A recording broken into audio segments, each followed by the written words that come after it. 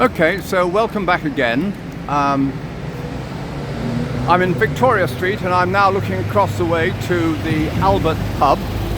Prince Albert was the husband of Queen Victoria, and I'm now told pedestrians are to use the other footway because we're not allowed here, so we have to wait until we can cross over the road, which is a nuisance.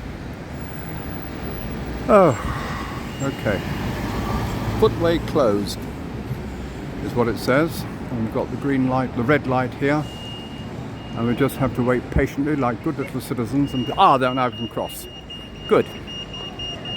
So I'm making my way across the other side of Victoria Street, having 19 seconds, 16, 15, 14 to do this, and here we are again in Victoria Street.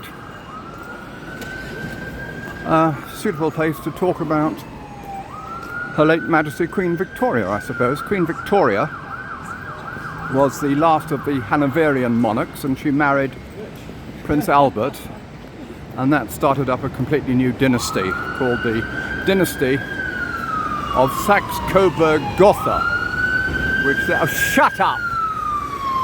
Honestly, that does irritate me. Oh. Where was I? Saxe-Coburg-Gotha was the name of Prince Albert. Prince Albert of Saxe-Coburg-Gotha. And what he did was, Saxe-Coburg-Gotha was a very small principality in Germany.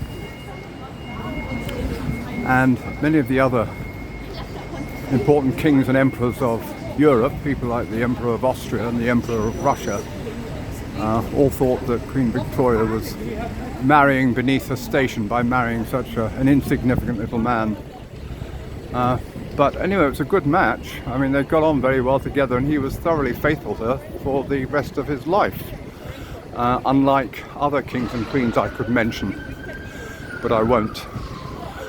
Here, can't really show it to you, but from afar, but this is the modern Town Hall, 64 Victoria Street, which is Westminster, the modern Westminster City Hall.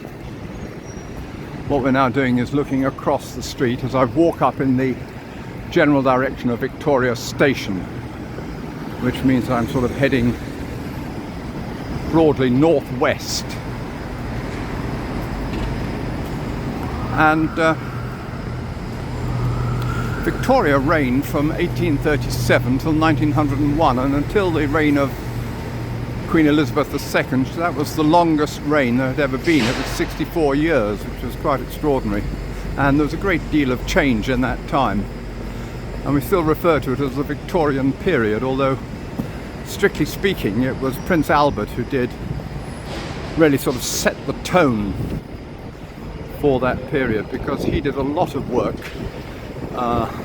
encouraging the foundation of educational institutions, for example, and also encouraging the businesses that were setting up at the time of the Industrial Revolution. So really putting a lot of work into that.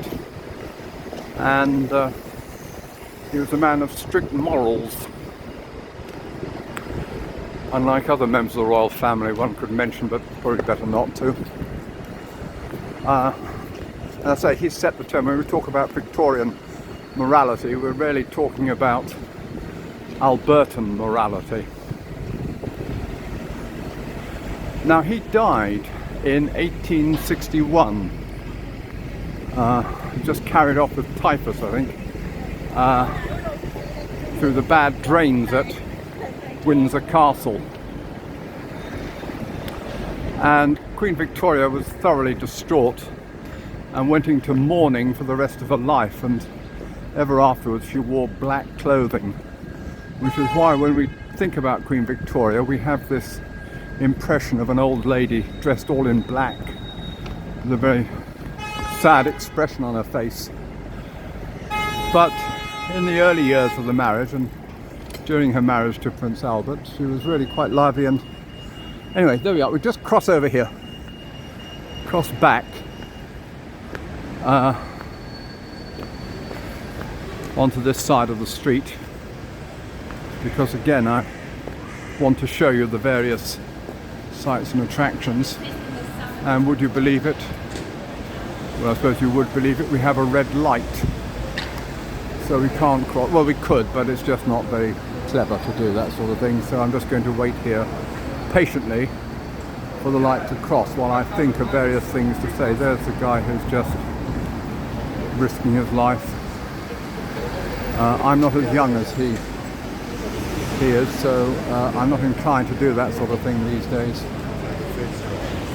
I just have to stand and wait here. So yes, talking about the Queen Victoria. Oh yes, right, now then. I'm crossing over now. And just make our way from here into the piazza of Westminster Cathedral.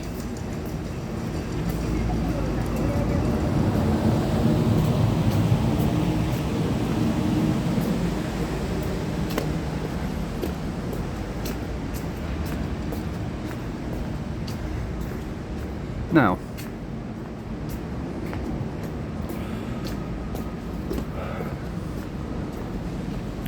this cathedral, which is built in the Byzantine style, that was a style that was popular or characterized by the Byzantine Empire, based in Constantinople. This is the building itself, and it is certainly the most important Roman Catholic church in the country. For many years the Catholic religion was suppressed officially, although it didn't sort of come to light of day, on account of the fact that so many years ago, I think it was Pope Martin V. Now again, I could be corrected on this, but I think I am right in saying it was Pope Martin V who issued a bull or some declaration saying it was the duty of every good Christian, by Christian he meant adherents of the Catholic Church in England, to overthrow Queen Elizabeth I and to re-establish the Catholic religion. So that didn't do Catholics in this country a lot of good, really, because it meant they were always suspected of committing treason. That's how you get things like the Guy Fawkes and the Gunpowder Plot in 1605, and also how you get things like the Popish Plot in the 1680s. And for many, many years, it was Vatican policy to overthrow the King of England and to put a Catholic on the throne. And that policy remained in force until 1760. After that, it more or less gave up. And then the last of the Stuart claimants, who was Cardinal Henry Stuart, who would have been Henry IX if he'd become king, died in 1810. I think it's 1810, it was certainly around about that time. And with him then went the last claim that the Stuart family had to the throne of England. So, the reason why I'm chuntering on about this is because after that there was no reason to suppress the Catholic religion, and it came back bit by bit, and eventually all the penal laws against Catholics were removed in 1829, and then they started building Catholic churches again. You've got this wonderful campanile here, which is dedicated to St. Edward the Confessor, and if you go all the way, there's a lift that will take you all the way to the top, so you can get an excellent view. Right, now just turn around, we'll go back into Victoria Street. Oh,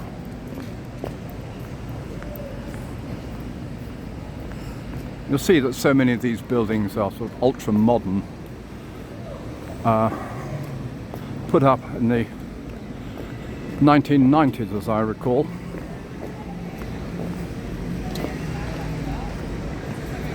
There's another photograph of Victoria Street as it was in 1911. George Francis trains horse-drawn experimental tram in Victoria Street in 1861. Horse-drawn tram. Can you imagine a horse-drawn tram?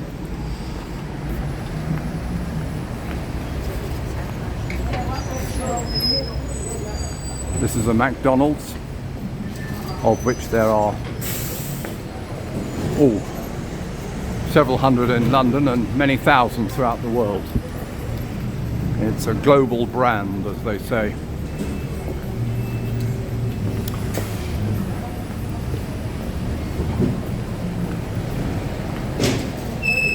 Along here, we're making our way now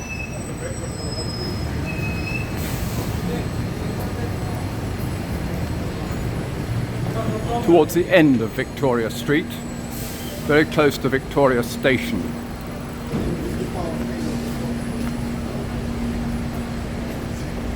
And that's where I will eventually wind all this up, at least for the time being, before I move on to Buckingham Palace. But before I do that, as I say, there are one or two things I have to say still as we go along. Now, oh, shut up!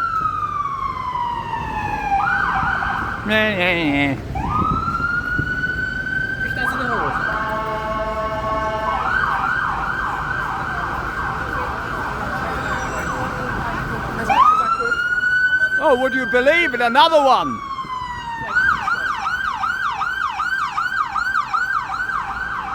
Oh. So, this, across the road, this is Victoria Palace Theatre, and on top of the Victoria Palace Theatre there's a golden statue of Anna Pavlova, the ballerina who danced on the stage of the Victoria Palace when it was built in 1911, during the 1920s as well. She's probably the lady who made this place most famous. And it was also a place where they used to have sort of knockabout English humour. Again, you probably wouldn't understand this if you're not English. They used to find it terribly funny. This is where they produced The Crazy Gang in the 1950s. And they also staged a musical called The Lambeth Walk, which is a song relating to the people of Lambeth, which is on the south side of the river. Again, it's all British humour, ladies and gentlemen. Not everybody appreciates British humour, not even the British these days. So here we go. That is the Victoria Palace, and they're currently showing Hamilton. And we're just about to cross the road again. And what you can see for yourself is a clock tower set up here called Little Ben, for rather obvious reasons, really. Oh, it's got something about it, so we'll go and read that, because it's always interesting to see what they have to say for themselves. Little Ben, first erected in 1892, taken down in 1964, restored and re-erected on the 15th of December 1981 by the Westminster City Council with the help of Elf Aquitaine UK, offered as a gesture of Franco-British friendship. Little Ben's apology for summertime. My hands you may retard or may advance, my heart beats true for England as for France. How about that then?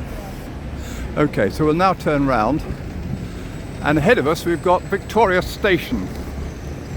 So Victoria Station was opened in 1858. It's one of the great central stations of London. And from here you can get trains that will take you down to Gatwick Airport or destinations on the southeast coast of England. That's places like Eastbourne, Brighton, Portsmouth and so forth. And it's on the site. Before there was a station here, there was a canal basin. That's the place where they used to bring barges that went up and down the Thames by the way of the Grosvenor Canal to the basin here where they used to unload their cargo. But then of course when the railways came, the canals went into disuse. So that's why they built the station. In fact, originally there were two stations side by side. They knocked them all together in one. I can't remember exactly when they did that, but it was some time ago. Okay, so here we are, ladies and gentlemen. As I say, it's a central traffic hub for central London, one of the important railway stations of this capital, and the place is called Victoria, after Victoria the Great, one of our great queens. So, ladies and gentlemen, we're back. I'm back. Ah, yes, I like that. So thank you very much indeed. I hope you found this useful. I always appreciate, I've got comments actually on my last videos, and I always appreciate comments, ladies and gentlemen, whether they be favourable or unfavourable. Share, subscribe, and what I want to do is do some more, and just as a special treat, the next time I get out here I shall do Buckingham Palace. So I shall say cheerio for now, and look forward to seeing you then. Take care. Bye.